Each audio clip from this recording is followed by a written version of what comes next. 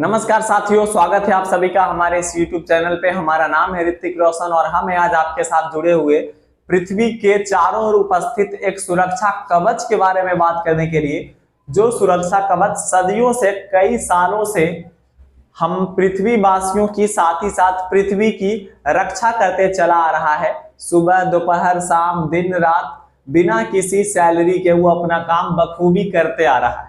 तो आज हम बात करने वाले हैं पृथ्वी के चारों ओर से सुरक्षा प्रदान करने वाले, पृथ्वी के चारों ओर जो गैसों का परत है उस वायुमंडल के बारे में। और ये वायुमंडल जो है हमारे लिए किस प्रकार से उपयोगी है, किस तरीके से ये पृथ्वी को सुरक्षा प्रदान कर रहा है, साथ ही साथ किस तरीके से ये मानव के लिए बहुत ज्यादा जरूरी है, इस वीडियो में हम इसी के बारे में बात करने वाले हैं। तो आइए शुरू करते हैं। सबसे पहला जो बात है वो है कि वायुमंडल जो है वो होता क्या है, वायुमंडल किसे कहते हैं। तो वायुमंडल किसे कहते हैं? वायुमंडल का मतलब होता है कि पृथ्वी के जो है, पृथ्वी को घेरे रहने वाली, मतलब ये जो आपका अर्थ है, अर्थ को चारों ओर से घेरे रहने वाली जो गैसों का जो आवरण है, अगर इस गोले को हम अर्थ मान लेते हैं तो इस गोले को घेरे रहने वाली चारों ओर से जो गैसों का आवरण है, इसी आवरण को हम क्या बोलते हैं? वायुमंडल बोलते हैं। क्या बोलते हैं इसको? वायुमंडल। यानी कि पृथ्वी के चारों ओर घेरे रहने वाले, पृथ्वी के चारों ओर गैसों का जो परत है, इसी परत को हम क्या कहते हैं? वायुमंडल कहते हैं। ये जो गैसों का परत है, इसे उसके घनत्व के आधार पर कई स्तरों में बांट दिया गया है। ठीक है, तो हम एक एक करके उन सभी स्तरों के बारे में पढ़ेंगे और वो स्तर, वो जो वायुमंडलीय स्तर है, उस वायुमंडलीय स्तर का क्या क्या कार्य है, किस तरीके से हमारे पृथ्वी को ये वायुमंडल का जो स्तर है वो बचाता है, इसके बारे में हम इस वीडियो में अध्ययन करेंगे। तो सबसे पहले जो है आपको बताना चाहूंगा कि ये जो वायुमंडल है, वायुमंडल में अनेक प्रकार की गैसें हैं। अनेक प्रकार की गैसें का मतलब, जैसे जो है हमारे वायुमंडल में सबसे ज्यादा मात्रा में जो है वो नाइट्रोजन है, जो कि 78% है, यानी 78% हमारे वायुमंडल में सिर्फ एक गैस है जिसका नाम है नाइट्रोजन। और ये नाइट्रोजन ही वो गैस है जो हमारे वायुमंडल में सबसे ज्यादा अधिक है। दूसरे नंबर पे जो सबसे ज्यादा अधिक गैस है हमारी वायुमंडल में जो उपस्थित है वो है ऑक्सीजन, जो कि हमारी वायुमंडल के कुल 21% भाग में कौन है? आपका ऑक्सीजन है। 78% नाइट्रोजन, 21% क्या है? ऑक्सीजन। इसके साथ साथ कुछ अन्य गैसें हैं। अन्य गैसें में आ जाता है आपका आर्गन। आर्गन जो है आपका कितना है? 0.93%। कार्बन डाइऑक्साइड, जिसके बहुत ज्यादा मात्रा बढ़ने के कारण हमारी पृथ्वी पर गर्मी भी लगातार निरंतर बढ़ते जा रही है, उसकी मात्रा है 0.03%। Neon, hydrogen, helium, krypton, जेनन, ozone, इसी के साथ साथ मीथेन, ये सारे जो है वो वायुमंडल में हमारे उपस्थित कुछ कुल गैस है। ठीक है, तो वायुमंडल के जो है, वायुमंडलीय जो परत है, उस वायुमंडलीय परत को कुल 5 भागों में बांटा गया है, जो कि उनके घनत्व के आधार पर बांटा गया है। वायुमंडल का जो सबसे निचला जो घनत्व है, सबसे पहला जो आपका स्तर है, उस स्तर का नाम है आपका क्षोभ मंडल। क्षोभ मंडल जो है वायुमंडल का सबसे पहला परत है। अब क्षोभ मंडल की खासियत क्या है कि इसका घनत्व वायुमंडल के अन्य परतों से, ठीक है, अन्य परतों से इसका घनत्व क्या है? ज्यादा है। घना ज्यादा होने का मतलब क्या है कि उसके घनत्व ज्यादा होने के कारण उसमें वजन ज्यादा होगा, और इसी कारण से ये जो क्षोभ मंडल है वो क्या है? आपका सबसे नीचे है। उसके बाद उसके ऊपर जो समताप मंडल है, तो ये समताप मंडल जो है इसका घनत्व क्षोभ मंडल की अपेक्षा हल्का कम है। ठीक है, उसके ऊपर में जो मध्य मंडल है, इसका घनत्व समताप मंडल से भी कम है। और इसके ऊपर जो ताप मंडल है, यानी कि आयन मंडल जो है, इसका घनत्व मध्य मंडल से भी कम है। और सबसे कम घनत्व हमारे वायुमंडल के जिस परत का है उसका नाम है बाह्य मंडल, यानी कि सबसे आखिरी जो परत है वो क्या है? हमारा बाह्य मंडल। और बाह्य मंडल का घनत्व जो है सबसे अधिक है। तो घनत्वों के आधार पर वायुमंडल के परतों को 5-5 भागों में बांटा गया है। तो एक एक भागों के बारे में हम पढ़ते हैं। सबसे पहला जो आपका मंडल है वो है क्षोभ मंडल। कि क्षोभ मंडल क्या होता है? तो क्षोभ मंडल जो है वो क्या है? हमारे वायुमंडल का सबसे पहला परत है। इसकी खासियत ये है कि मौसम से संबंधित जितनी भी घटनाएं होती है, बारिश होना, उसके बाद बिजली कड़कना, ठीक है, साथ ही साथ अन्य आंधी तूफान आना, चक्रवात आना, ये सारा का सारा किस मंडल में होता है? क्षोभ मंडल में होता है। यानी मौसम से संबंधित जितनी भी घटनाएं हैं वो किस मंडल में होती है? क्षोभ मंडल में होती है। ये हमें अलग अलग स्थानों पर अलग अलग प्रकार का वातावरण प्रदान करने में सहायता करती है। उसके बाद दूसरा जो आपका मंडल है, उस मंडल का नाम है समताप मंडल। अब देखिए, क्षोभ मंडल जो अलग अलग प्रकार का वातावरण दे रहा था हम लोगों को, उसकी मदद से हम क्या कर रहे हैं? क्षोभ मंडल में जो बारिश हो रहा है इसकी मदद से हम लोग कृषि वगैरह कर पा रहे हैं, खेती वगैरह कर पा रहे हैं, अलग अलग स्थानों पर अलग अलग मौसम होने के कारण से उस स्थान को हम टूरिस्ट प्लेस में बदल पा रहे हैं अच्छे से, ठीक है। और ये जो आपका दूसरा मंडल है जिसका नाम है समताप मंडल, समताप मंडल हमारे वायुमंडल का दूसरा सबसे ज्यादा घनत्व वाला परत है जिसका नाम क्या है, समताप मंडल। आप ये सुने होंगे, हमेशा आप जानते होंगे कि सूर्य से जो बहुत सारी किरणें निकलती है उनमें से किरण होता है जिसका नाम है पराबैंगनी किरण। तो समताप मंडल में ही ये जो समताप मंडल है, आपको इमेज के थ्रू दिखाना चाहूंगा, समताप मंडल है, इस समताप मंडल में ही क्षोभ मंडल के बाद ये जो समताप मंडल है, इसी समताप मंडल में ही समताप मंडल में ही ऑक्सीजन के 3 परमाणु जो है वो जुड़ करके ओजोन लेयर बना देते हैं। ओजोन लेयर जो पृथ्वी के चारों ओर से क्या करके रखे हैं, घेर करके रखे हैं, पृथ्वी को चारों ओर से घेर करके रखे हैं जो कि है कहां, आपका दूसरे मंडल यानी कि समताप मंडल में, ठीक है। तो समताप मंडल जो है, समताप मंडल के चारों ओर है ओजोन का लेयर लगा हुआ जो कि सूर्य से आने वाली हानिकारक किरणों को पृथ्वी तक पहुंचने नहीं देती है, ठीक है। और पृथ्वी तक पहुंचने जब नहीं देती है, जिससे जो है हमें हानिकारक जो चर्म रोग है, त्वचा कैंसर है, इस तरीके से हानिकारक बीमारियों से जो है वो क्या कर पाता है, बचा लेता है। कौन बचाता है, समताप मंडल में स्थित जो ओजोन का लेयर है वो। इसीलिए ओजोन का परत जो है वो बहुत ही ज्यादा जरूरी है। लेकिन हम पृथ्वीवासी कहां मानने वाले हैं, हम भी क्या कर रहे हैं, इस ओजोन को लगातार क्षति पहुंचा रहे हैं।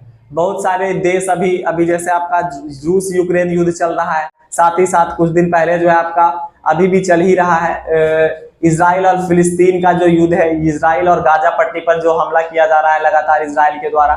साथ ही साथ अलग अलग समय पर अलग अलग बहुत सारे मिसाइल परीक्षण किए जा रहे हैं। इसके अलावा शहरों में जो इतनी सारी फैक्ट्रियां हैं, ठीक है, इन सारी फैक्ट्रियों के, ये फैक्ट्रियां होना तो जरूरी है, होना भी चाहिए, लेकिन इसके साथ साथ वातावरण को स्वच्छ करने के लिए भी हमें कुछ कुछ काम करना चाहिए। जैसे पेड़ पौधा लगाना चाहिए, ठीक है, लगातार। लेकिन पेड़ पौधा लगाने के बजाय हम दुगनी रफ्तार से पेड़ पौधे को लगातार काटते जा रहे हैं, जो कि इस ओजोन लेयर के लिए क्या है, बहुत ही ज्यादा हानिकारक है, बहुत ही ज्यादा बेकार सिद्ध हो सकता है हमारे वायुमंडल के लिए और हमारी पृथ्वी के लिए। आपको बता दें कि अभी जो वर्तमान समय में पृथ्वी की कुल आबादी जो है वो लगभग 7 अरब है, ठीक है, 7 अरब जो है अभी पृथ्वी की आबादी है। लेकिन हर साल डाटा के अनुसार से हर साल जो है 15 अरब यानी कि जितनी जनसंख्या उससे दुगने पौधे को हर साल काट दिया जा रहा है, ठीक है। तो ये है इसकी कारण से आपका ओजोन परत जो है उसको लगातार क्षति पहुंच रही है। और एक दिन ऐसा आ जाएगा जब बहुत ज्यादा प्रदूषण होने के कारण हम इस ओजोन लेयर को बचा नहीं पाएंगे, और जब ओजोन लेयर नहीं बच पाएगा तो पराबैंगनी किरणें जो है, सूर्य से निकलने वाली किरणें, वो अचानक से लगातार सीधे हमारी पृथ्वी पर आएगी। और हमारी पृथ्वी पर आने के बाद हम पृथ्वी वासियों के लिए, बहुत सारे जीव जंतुओं के लिए ये क्या हो जाएगा, बहुत ही ज्यादा हानिकारक, और हमें अलग अलग प्रकार के चर्म रोग या त्वचा कैंसर जैसा बीमारियों का सामना करना पड़ सकता है। तीसरा जो आपका मंडल है जिसका नाम है मध्य मंडल। अब ये मध्य मंडल जो है ये क्या काम करता है, तो ये देखिए, सबसे पहला क्षोभ, दूसरा समताप, और तीसरा जो मंडल था वो मध्य मंडल है, ठीक है। आपको बता दें कि पृथ्वी जो है वो सूर्य के चारों ओर चक्कर लगाती है, और सूर्य के चारों ओर चक्कर लगाने वाले जो सभी ग्रह हैं, उन सभी ग्रहों में से क्या है, पृथ्वी भी एक ग्रह है। और चूंकि हर एक ग्रहों के पास गुरुत्वाकर्षण बल है, तो गुरुत्वाकर्षण बल के कारण वो अपने आसपास से गुजर रहे उल्का पिंडों को अपनी ओर आकर्षित कर लेते हैं। उल्का पिंड का मतलब होता है स्पेस में, यानी कि अंतरिक्ष में घूम रहे कुछ पत्थर के जो बड़े बड़े चट्टान होते हैं, बड़े बड़े चट्टान जो होते हैं, उसी को हम उल्का बोलते हैं, उल्का पिंड बोलते हैं, ठीक है। और चूंकि पृथ्वी के पास गुरुत्वाकर्षण बल है, तो उस गुरुत्वाकर्षण बल के कारण से वो लगातार उल्का पिंड को क्या कर लेता है, खींच लेता है। या फिर चंद्रमा जो है वो क्या कर देता है, पृथ्वी की ओर खींच लेता है, किसको, उल्का पिंड को, ठीक है। अब ये उल्का पिंड जो है वो बहुत ही ज्यादा हानिकारक है, और ये उसके आकार के ऊपर डिपेंड करता है कि वो कितना ज्यादा हानिकारक होगा, ठीक है। एक उल्का पिंड जो है पृथ्वी को समाप्त करने के लिए पर्याप्त है अगर उसका आकार थोड़ा बड़ा हो गया तो। जैसे महाराष्ट्र में आपका एक झील बना हुआ है, लोनार झील। तो लोनार झील जो है वो क्या है, आपका एक उल्का पिंड के द्वारा ही बनाया गया है, बशर्ते यही है कि उसका आकार थोड़ा छोटा रहा होगा। इसी कारण से बहुत ज्यादा नुकसान तो हुआ, बट बहुत ज्यादा नुकसान नहीं हुआ। लेकिन अभी जो दुनिया का सबसे बड़ा महासागर है, प्रशांत महासागर, वो प्रशांत महासागर भी किसके द्वारा बनाया गया है, एक उल्का पिंड के द्वारा, ठीक है। उल्का पिंड आकर के हमारी पृथ्वी पर गिरा और इतना बड़ा गड्ढा कर गया कि आज हम इसको संसार का सबसे बड़ा महासागर बोलते हैं, जिसका नाम है प्रशांत महासागर। ठीक है। हालांकि ये जिस वक्त हुआ था उस वक्त पृथ्वी पर इंसानों का अस्तित्व नहीं था, उस वक्त डायनासोर वगैरह रहा करते थे। और डायनासोर के समाप्ति का यानी डायनासोर के अंत का ये एक रीजन है कि उल्का पिंड गिर जाने के कारण से, ठीक है, क्या हुआ, इसका क्या हो गया, विनाश हो गया, डायनासोर का विनाश हो गया। उसके बाद जो है आपका, तो ये जो मध्य मंडल है वो मध्य मंडल जो है उसी प्रकार के उल्का पिंड से हमारी क्या करता है, मदद करता है, उल्का पिंड से हमारी सहायता करता है, रक्षा करता है। यानी कि ये देख सकते हैं, ये जो उल्का पिंड है जब आ रहा होता है ना पृथ्वी पर अटैक करने के लिए, पृथ्वी की ओर गिर रहा होता है ना पृथ्वी के गुरुत्वाकर्षण के कारण, तो इसको खींच रहा होता है उल्का पिंड, ठीक है। तो इस उल्का पिंड को ये मध्य मंडल जो है वो क्या कर देता है, खुद ही अपने में ही क्या कर देता है, जला करके राख कर देता है, यानी मध्य मंडल में ही उस उल्का पिंड को समाप्त कर देता है। ये है हमारा मध्य मंडल। अगर मध्य मंडल नहीं होता तो हो सकता था, ऐसा संभावना है कि महीने में 2-4 उल्का पिंड पृथ्वी की ओर आ जाते और वो पृथ्वी की बैंड बजा करके चले जाते। पृथ्वी पर फिर जीवन संभव नहीं हो पाता सही तरीके से। जिस तरीके से डायनासोर समाप्त हो गए उसी तरीके से इंसान भी एक वक्त में क्या हो जाते, समाप्त हो जाते उल्का पिंड के कारण से। लेकिन ये मध्य मंडल लगातार अपना कार्य करता रहता है और हमेशा हमें पृथ्वी की ओर आ रहे उल्का पिंडों से क्या करता है, बचाता है। तो हमारी भी जिम्मेदारी है कि हम इस वायुमंडल को क्या करें, बचाएं। इस चीज के लिए ज्यादा से ज्यादा हमें पेड़ लगाना होगा। उसके बाद जो है आपका अगला जो मंडल है वो है क्या, आपका तापमंडल, ठीक है। तापमंडल या आयन मंडल भी कहा जाता है, ठीक है। मध्य मंडल के बाद उसके ऊपर जो मंडल है, ठीक है, यानी मध्य मंडल से कम घनत्व वाला, उससे थोड़ा सा जो ऊपर जो मंडल है उस मंडल को हम क्या बोलते हैं, तापमंडल, यानी कि इसको आयन मंडल भी कहा जाता है। ये आयन मंडल क्या करता है, आयन मंडल को देखिए, आयन मंडल को जो है दो भागों में बांटा गया है। तापमंडल को पुनः 2 भागों में बांटा गया है, ठीक है। एक है आयन मंडल और दूसरा है क्या, आयन सीमा मंडल, ठीक है। अब देखिए इस मंडल में होता क्या है, इस आयन मंडल में ये होता है कि जैसे साइंटिस्टों के द्वारा, हमारे वैज्ञानिकों के द्वारा जो सैटेलाइट को स्थापित किया जाता है, ठीक है, तो उन सैटेलाइट को आयन मंडल में ही स्थापित किया जाता है, ठीक है।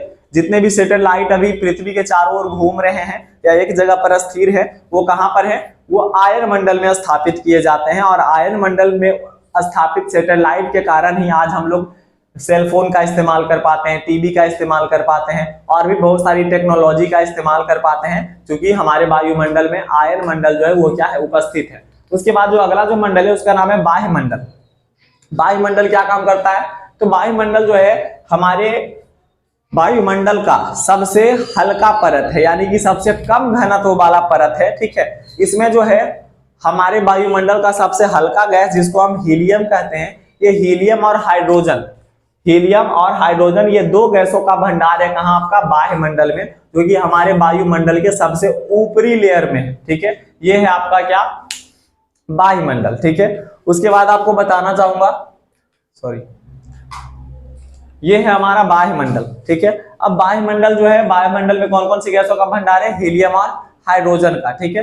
तो आपको जैसा कि मैंने बताया कि वायुमंडल जो है कितना हमारे लिए किस तरीके से उपयोगी है, तो वायुमंडल की सुरक्षा की जिम्मेदारी भी हमारी होनी चाहिए। जिस तरीके से वायुमंडल जो है हमारी रक्षा करते आ रहा है, ठीक उसी प्रकार से हमें भी वायुमंडल को सेफ रखना होगा, हमें वायुमंडल को बचाना होगा ताकि वायुमंडल जो है वो हमें बचा सके। हाल ही के नासा के रिपोर्ट के अनुसार अक्टूबर 2024 में उल्का पिंड जो है वो पृथ्वी से टकरा सकता है। उल्का पिंड का जो है थोड़ा आकार बड़ा है, खैर वो साइंटिस्टों के द्वारा टकराने नहीं दिया जाएगा, लेकिन हाल ही के रिपोर्ट में नासा के द्वारा ये घोषणा किया गया है कि अक्टूबर 2024 ईस्वी में कोई उल्का पिंड जो है वो पृथ्वी की ओर तेजी से बढ़ रहा है, ठीक है।